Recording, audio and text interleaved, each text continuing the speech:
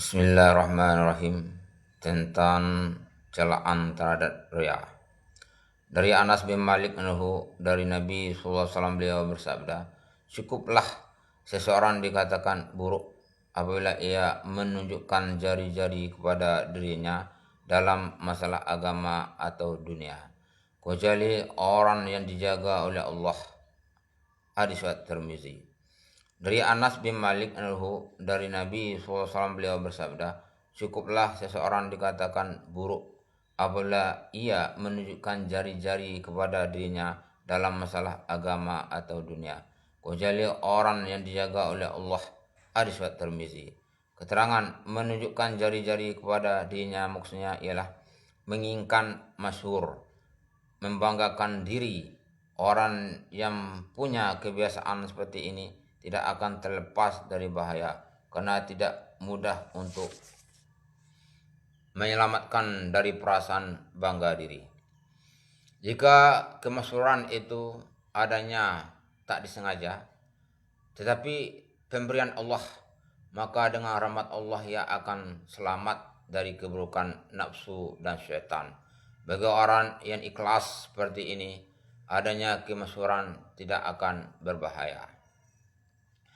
Dari Umar bin Khattab meriwayatkan bahwasanya pada suatu hari ia pergi ke Masjid Nabawi dan ia mendapati Muaz bin Jabal sedang duduk di dekat kuburan Rasulullah SAW sambil menangis. Umar bertanya padanya, apa yang menyebabkan engkau menangis?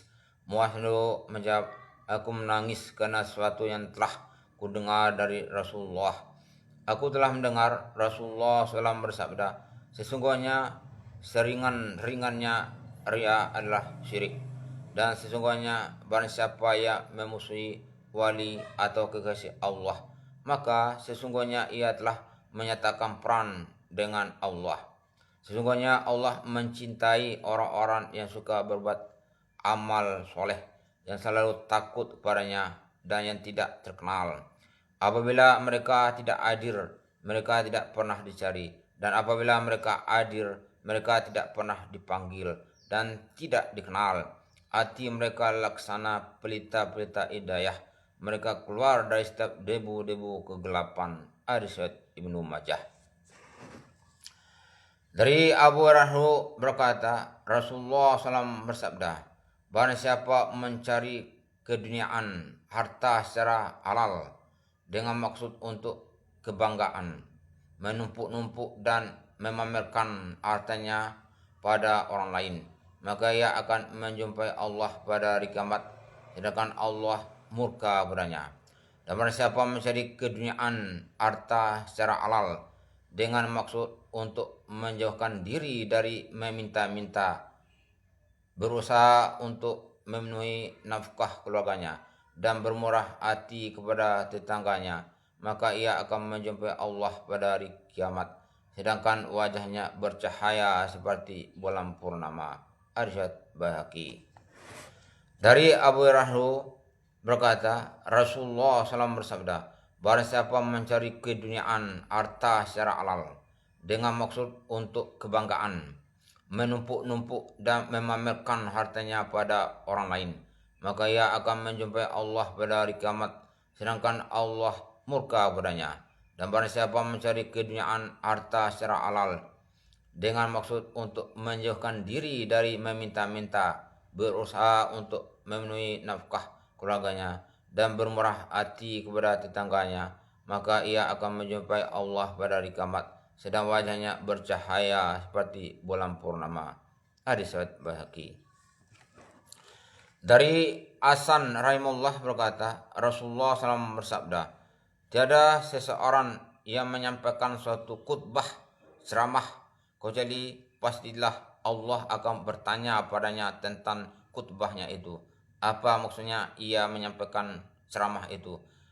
Ja'far rahimahullah menceritakan, adalah Malik bin Dinar rahimahullah, apabila menyampaikan hadis ini maka ia menangis sehingga terputus suaranya.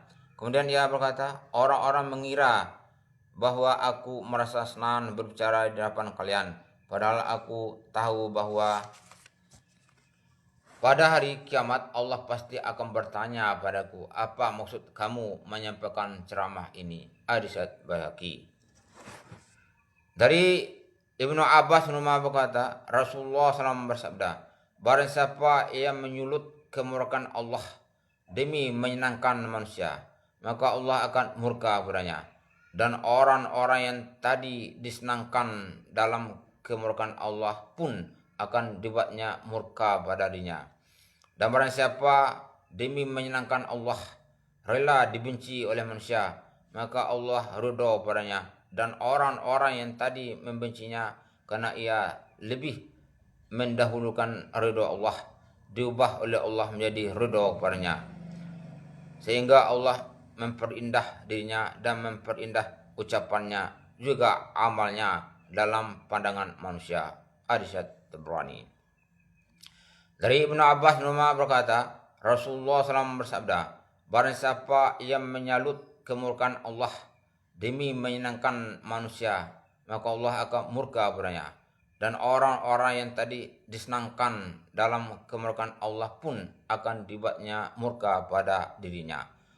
Dan barang siapa demi menyenangkan Allah rela dibenci oleh manusia, maka Allah ridha padanya. Dan orang-orang yang tadi membencinya karena ia lebih mendahulukan ridha Allah, diubah oleh Allah menjadi ridha padanya. Sehingga Allah memperindah dirinya dan memperindah ucapan juga amalnya dalam pandangan manusia. Hadis Tabrani. Alhamdulillah, apa sebacaan yang terangkan mudah-mudahan diridhoi Allah Ta'ala dan berkata untuk menyampaikan pada ilin. Amin.